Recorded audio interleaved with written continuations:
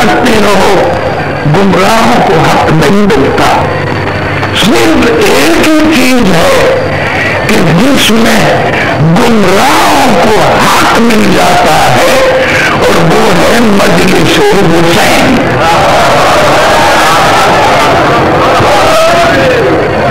मजलिस हुसैन वो है कि जिसमें गुमराहों को हक मिल जाता है।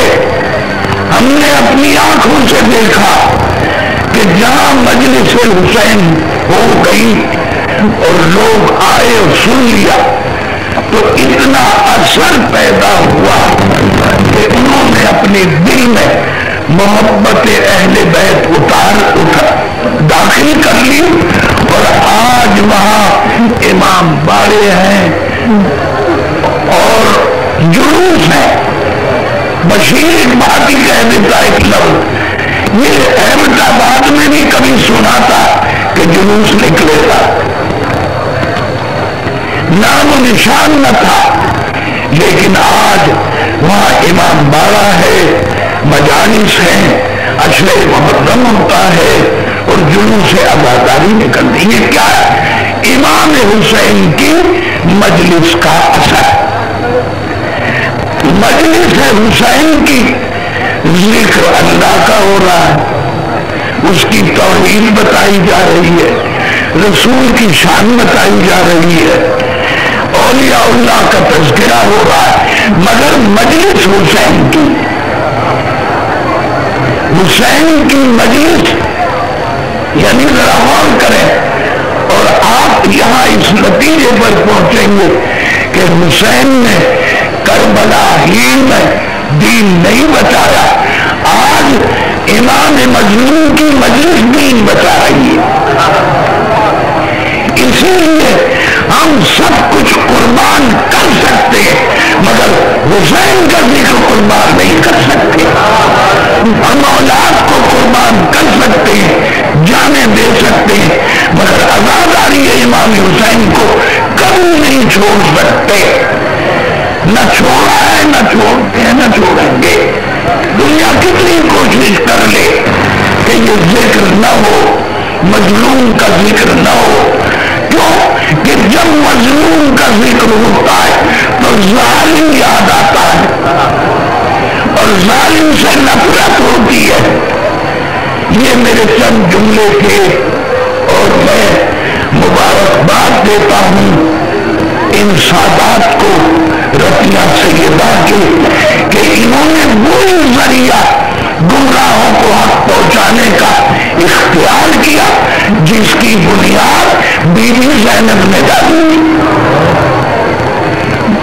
अब मैं आपके सामने दो तीन चीजें पेश करूंगा आले मोहम्मद के उलूम में से। हाज़िरीन, उसूल जिससे शरीयत साबित होती है, वो उसूल जिनसे शरीयत का हुक्म जाहिर होता है, वो दलाइल जिनसे शरीयत का हुक्म मिलता है, वो अहले सुन्नत के नजदीक चार हैं, और हमारे नजदीक भी चार हैं। अहले सुन्नत के नजदीक शरीयत का हुक्म जिससे साबित होता है वो ये चार हैं। अव्वल कुरान, दूसरे हदीस, यानी ये कह लो किताब और सुन्नत। पहले किताब फिर सुन्नत, उसके बाद है इजमा, उसके बाद है कयास। ये हमारे भाइयों की उसूल है। पहले किताब, फिर सुन्नत, फिर इजमा, फिर कयास। कयास तब होगा जब इजमा न मिले, इजमा तब होगा जब सुन्नत और किताब में न मिले। जो चीज कुरान में होगी बस उस पर ईमान ले आओ काफी। अगर कुरान में नहीं मिलती तो सुन्नत को देखो, हदीस रसूल देखो, उसमें भी नहीं मिलती तो इजमा कर लो। اجماع نہ ہو سکے تو قیاس کر لو. یہ ہے 4 اصول اہل سنت کے. اب پاکستان میں تو کتاب و سنت ہی رہ گئی کہ اسی سے قانون بنے گا، اور اس کے بارے میں مضامین آپ پڑھتے رہتے ہیں اخبارات میں. لیکن میں اب یہ کہنا چاہتا ہوں کہ آج کتاب اور سنت رہ گئی، اجماع کہاں گیا، قیاس کہاں گیا. اور سب سے بڑی چیز یہ کہ ان میں ترتیب ہے. پہلے اللہ کی کتاب دیکھو، اس میں نہ ملے تو حدیث، اس میں نہ ملے تو اجماع. تو بشیر ایک بات کہتا ہے، یہ اجماع تیسرا درجہ، یہ تیسرا درجہ ہے. جب نہ قرآن میں ملے نہ حدیث میں تو تیسرا درجہ اجماع. حضرت ابو بکر خلیفہ بنے اجماع سے.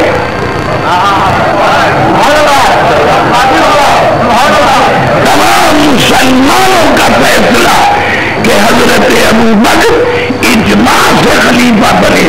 اور اجماع تیسرا درجہ، جب قرآن میں نہ ملے حدیث میں نہ ملے تو اجماع کرو. تو معلوم ہوا کہ حضرت ابو بکر کی خلافت کے لیے نہ قرآن میں کوئی آیت ملی اور نہ رسول کی حدیث ملی.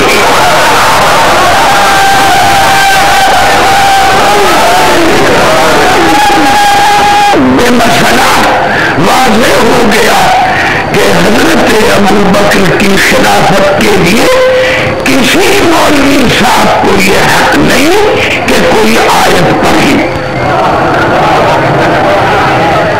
اور حضرت ابو بکر کی خلافت کے لیے کسی خطیب کو یہ حق نہیں کہ وہ حدیث پڑھے. اگر حدیث آپ پڑھتے ہو تو خطیبہ میں کیوں نہ پڑھی؟ اب حدیث پڑھتے ہو تو خطیبہ میں کیوں نہیں بتایا کہ حضور نے فرمایا ہے ابو بکر میرے بعد خلیفہ ہیں؟ کسی نے نہیں پڑھی. آج معلوم ایسا ہوتا ہے کہ قرآن کی آیتیں ان کے لیے نازل ہوئی، آیتوں پہ آیتیں مولوی صاحبان پڑھتے. تو یہ اس بات کا ثبوت ہے کہ اصحاب کرام جب جمع ہوئے اور سقیفہ میں فیصلہ خلافت کا ہوا تو کسی نے نہ آیت پڑھی نہ حدیث پڑھی. اور آج مولوی صاحبان قرآن کی آیتیں بھی پڑھتے ہیں اور حدیثیں بھی. یہ کیا مقصد ہوا؟ شیعوں کو تو خامخواہ برا کہتے ہیں، اس کا صاف مطلب یہ ہوا کہ یہ مولانا صاحبان جو آج موجود ہیں یہ وہ آیتیں بھی جانتے ہیں اور وہ حدیثیں بھی کہ جو سقیفہ میں اصحاب کو بھی معلوم نہیں تھی. یعنی یہ عالمی بنتے معاذ اللہ انہیں جاہل سمجھتے کہ انہیں تو ملی نہیں کوئی آیت خلافت کی، یہ آیتیں پڑھنے لگے، حدیثیں بیان کرنے لگے.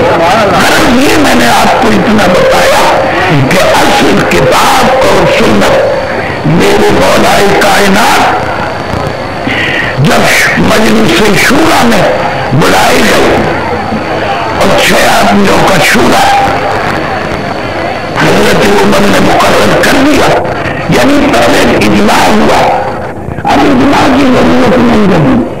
اب اس کے خلاف کہ حضرت ابو بکر اپنی بات کے لیے جس کو چاہے خلیفہ بنا دیں، انہوں نے حضرت عمر کو بنا دیا. اب حضرت عمر کے بعد یہ دونوں جو طریقے سے ختم ہو گئے، اب تیسرا طریقہ آیا شورا، ایک سلیکٹ کمیٹی بنا دو 6 آدمیوں کی، یہ چنیں. اب یہ تیسرا طریقہ. حاضرین جب یہ تیسرا طریقہ پیش ہوا اور اس میں علی کا بھی نام تھا تو سب سے پہلے عبد الرحمن ابن عوف کی 6 آدمی تھے.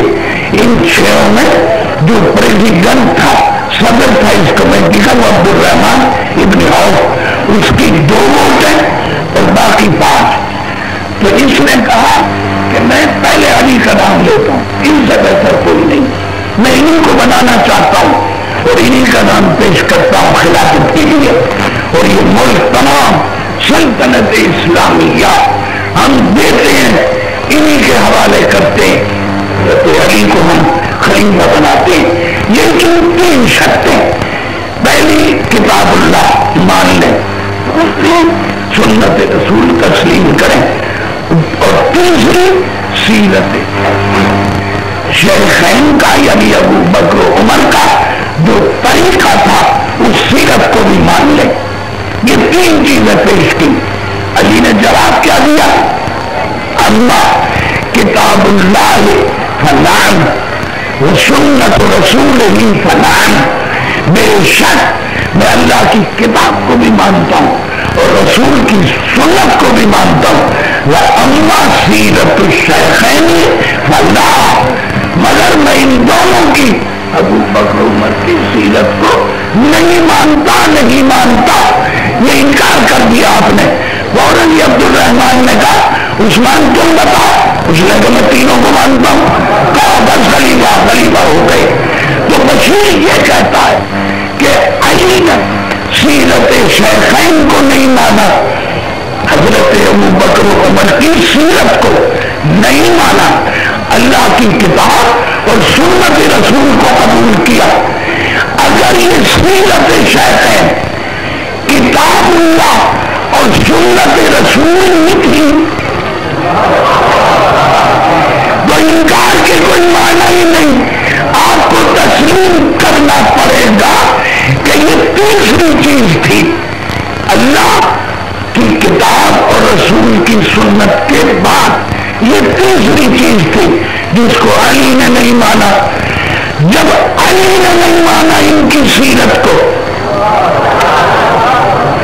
تو تم چاہتے ہو کہ شیعیان علی مان لے. جب ہمارے مولا نے نہیں مانا تم لاکھ بنا کے ان کو دلاؤ، مختلف طریقوں سے سجا کے لاؤ. شیعہ اپنے مولا کی پیروی کریں گے جس طرح مولا نے سیرت ان کی نہیں مانی، اتنے بڑے ملک کو ٹھوکر مار دی. مگر ان کی سیرت قبول نہیں تھی. معلوم ہوا کہ سیرت قبول نہیں کی، ملک کو ٹھوکر مار دی. یعنی ہم شیعوں کو دنیا کے مقابلے میں دین پیارا ہے، ملک چلا گیا ہے، لیکن ہم سیرت ان کی نہیں مانیں گے. نہ مانا ہے، نہ مانتے ہیں، نہ مانیں گے. یہ تھے دلائل کتاب سنت اجماع قرار.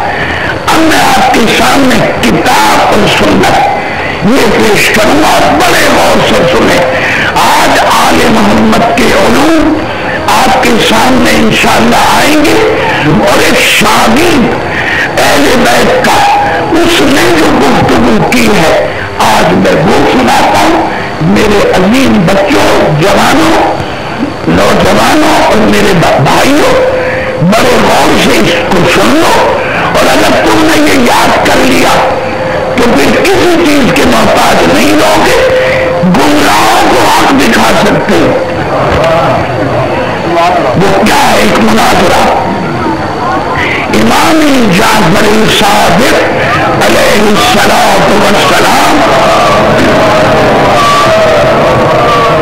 حضرت کی خدمت میں ایک شخص بہت بڑا مفتی اعظم وہ شام اور عراق کا بہت بڑا مفتی عمرو بن عبید، وہ آیا مدینہ طیبہ مسجد میں اپنے شاگردوں کے ساتھ.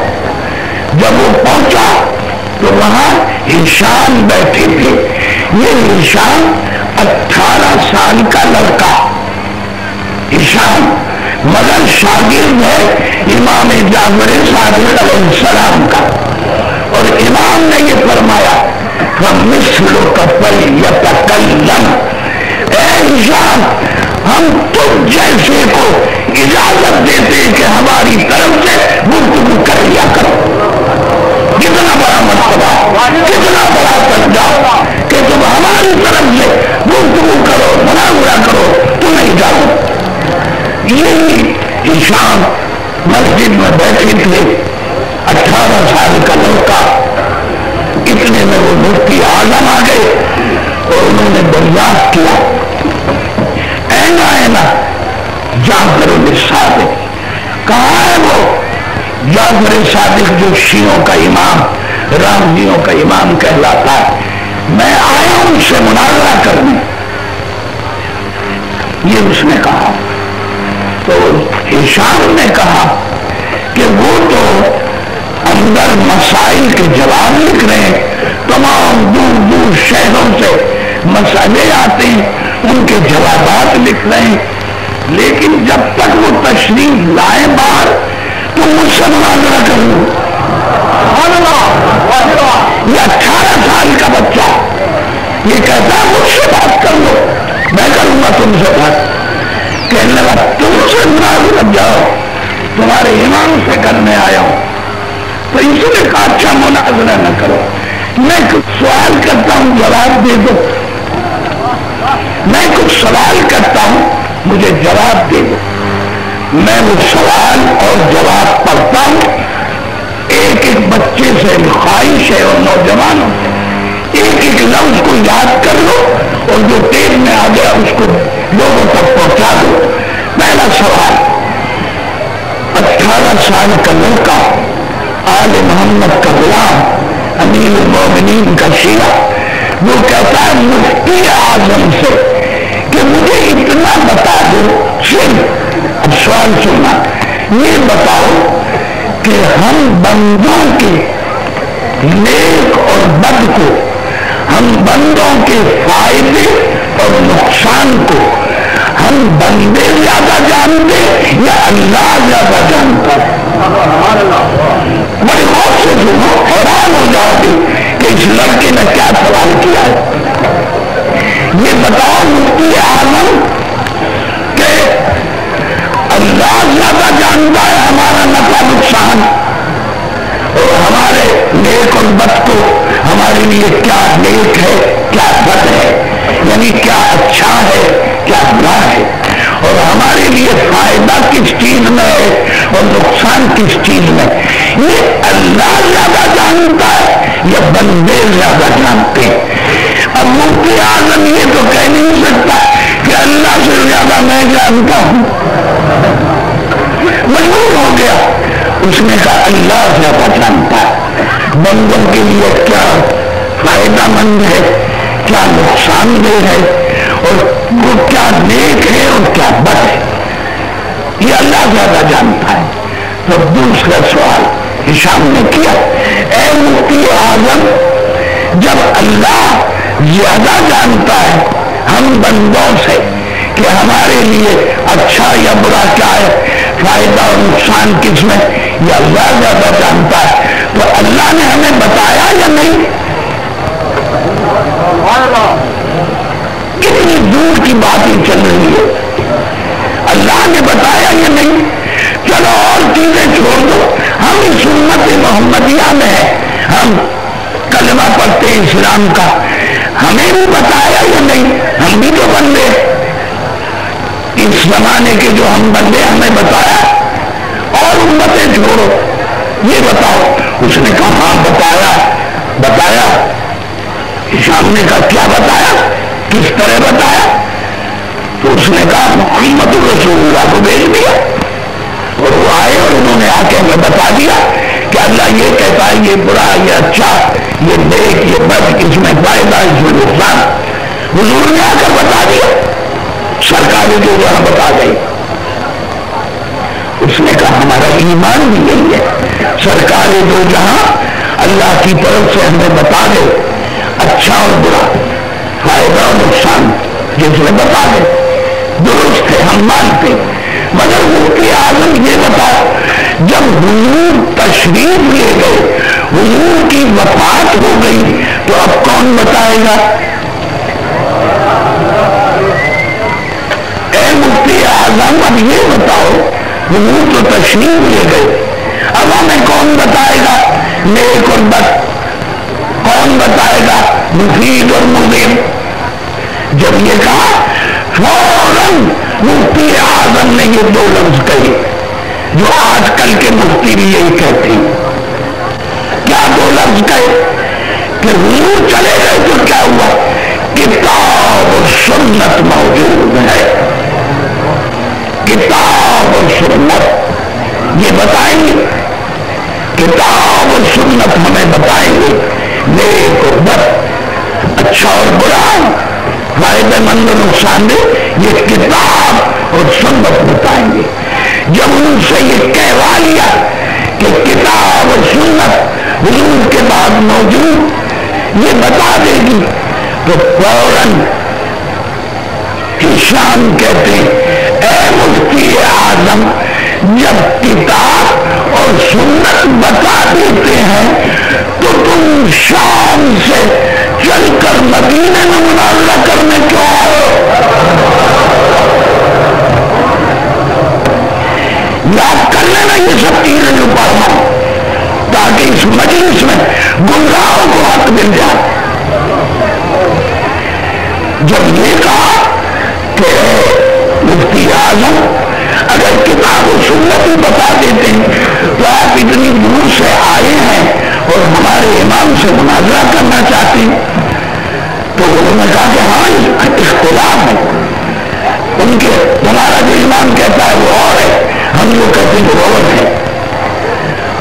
तो ये शाम ने कहा कि अच्छा किताब भी मौजूद, सुन्नत भी मौजूद, और फिर इख्तिलाफ है, तुम और तरह वुज़ू करते हो, हम और तरह करते हैं, तुम और तरह नमाज पढ़ते हो, हम और तरह पढ़ते हैं, तुम किसी और को किस किस को इमाम मानते हो, हम कुछ और इमाम मानते, इख्तिलाफ है, उनका है। तो अब निशान का तीसरा सवाल कि जब किताब और सुन्नत में इख्तिलाफ है, कोई कुछ माने कर रहा है, कोई कुछ माने कर रहा है, हर एक अपने अलग अलग माना करते हैं, तो ये मान लो कि अल्लाह की तरफ से किताब और सुन्नत की ये गिनती नहीं है कि लोगों को समझाए और इख्तिलाफ दूर कराए। ये मान लो, मुफ्ती आजम ने मान लिया कि हाँ किताब और सुन्नत में इख्तिलाफ है, हर एक माने अलग अलग करता है, इख्तिलाफ है। तो अब इंसान ये कहता है कि जब किताब और सुन्नत में इख्तिलाफ हो गया, उसूल दीन में मालूम नहीं कितने इख्तिलाफात, किताब और सुन्नत भी मौजूद और इतना इख्तिलाफ मौजूद उम्मत में, फिर इस इख्तिलाफ को क्यों कर दूर करोगे? ये चौथा सवाल, ये इख्तिलाफ दूर कैसे हो? रफ़े इख्तिलाफ के लिए क्या इंतजाम किया है अल्लाह ने? किताब और सुन्नत है मगर इख्तिलाफ, बताओ फिर इस इख्तिलाफ को कौन दूर करेगा? तुम्हारे और माने हमारे और, सुन्नत तुम्हारे और हमारे और, जब इतना इख्तिलाफ है तो इसका इलाज बताओ मुफ्ती आजम कि इस इख्तिलाफ को दूर कौन करेगा? उम्मत मुस्लिमा में वहदत लाने के लिए कौन है वो जो इख्तिलाफ दूर करके एक माना पर जमा कर दे? बताओ वो कौन है? घबरा गए, कहना कि हाँ मैं मानता हूं इख्तिलाफ तो है, तो ये सामने का फिर इस इख्तिलाफ को दफा कौन करेगा? तो गुस्से में आके कहते तुम बताओ कौन दफा करेगा? तुम बताओ इस आपस के झगड़े और इख्तिलाफ को कौन दफा करेगा? निशान ने कहा इस इख्तिलाफ और झगड़ों को उम्मत के वो रफा करेगा जो आलिम किताब भी हो और आलिम सुन्नत भी हो। जब ये लफ्ज गए तो मुफ्ती साहब फरमाते मैं भी आलिम किताब का, मैं भी आलिम सुन्नत का। तो निशान ने कहा आप किताब के आलिम हैं, किताब के आलिम हैं, तो मैं एक आयत पढ़ता हूं कुरान की آپ عالم ہیں تو جواب دیں. انسان نے آیت پڑھی وما من غائبۃ فی السماء والارض الا فی کتاب مبین. آسمانوں میں جو کچھ غائب پوشیدہ ہم سے پوشیدہ جو کچھ آسمانوں میں ہے وہ سب کا سب والارض اور جو زمین اور زمین کے اندر پوشیدہ ہے وہ سب کا سب اس کتاب میں موجود. تو اگر آپ عالم کتاب کے تو بتاؤ آسمانوں پہ اس وقت جبریل کہاں ہے؟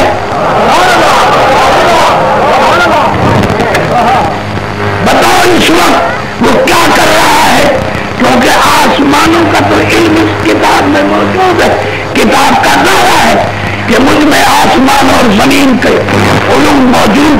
اور سنو کی ذات یہ کتاب کہتی ہے کتاب وَكُلَّ شَيْءٍ أَحْصَيْنَاهُ كِتَابًا. یہ کتاب یعنی اللہ کی کتاب. یہ قرآن کہتا ہے کیا کہ کل کائنات کی ہر شے کا علم اس کتاب میں موجود. تو کیا آپ کائنات کی ہر شے کو جانتے ہیں؟ اور پھر قرآن یہ کہتا ہے بنا لکھن بنا حسین اللہ کی کتاب مبین. دنیا کی ہر خشک چیز اور ہر تر چیز کا اس کتاب میں علم ہے. جب کل کائنات کا اس میں علم ہے آسمانوں کا غیب زمینوں کا غیب سب موجود. تو آپ عالم ہیں کائنات کا آپ کو علم ہے. کہنے لگے ایسا تو دنیا میں کوئی نہیں. یہ کہہ رہے تھے کہ ہمارے چھٹے امام جعفر صادق علیہ السلام تشریف لے آئے. جب آپ تشریف لائے تو یہی ذکر ہو رہا تھا کہ ایسا عالم کہاں ملے گا. جب مفتی نے کہا ایسا عالم کہا جو کائنات کا علم رکھتا ہو آسمان اور زمین کا غیب جانتا ہو ایسا عالم کہاں ملے گا. تو شام میں اشارہ الی الامام اشارہ کیا یہ میرا امام یہ عالم کائنات ہے. ادھر یہ کہنا تھا کہ اس نے دیکھا امام کی طرف.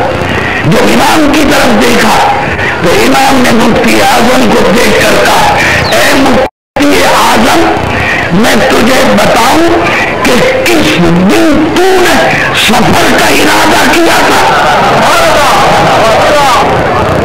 اور اے مفتی اعظم میں تجھے بتاؤں کہ تو نے اپنے سفر میں کن کن لوگوں کو ساتھ لیا.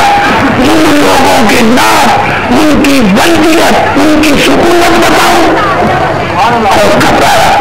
پھر آپ نے کہا اے مفتی اعظم میں تجھے بتاؤں کہ تو نے کیا کیا چیزیں سفر میں ساتھ رکھی راشن کیا کیا تھا بتاؤں.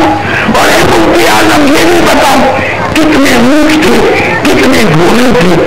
اور اے مفتی اعظم چل میں تجھے یہ بھی بتا دوں کہ کس جگہ تمہارا قافلہ اترا اور پانی نہیں ملا. جب یہ بیان کیا امام نے وہ دیکھتے کہ کہنے لگا معلوم ایسا ہوتا آپ ہمارے ساتھ تھے اور آپ تو ہماری نیت بتا رہے ارادہ جو ساتھ رہنے والا بھی نہیں بتا سکتا. تو پوچھتا ہے مفتی اعظم کہ یہ علم آپ کو کہاں سے آیا یہ اتنا علم آپ کو کہاں سے آیا. تو آپ نے فرمایا ادا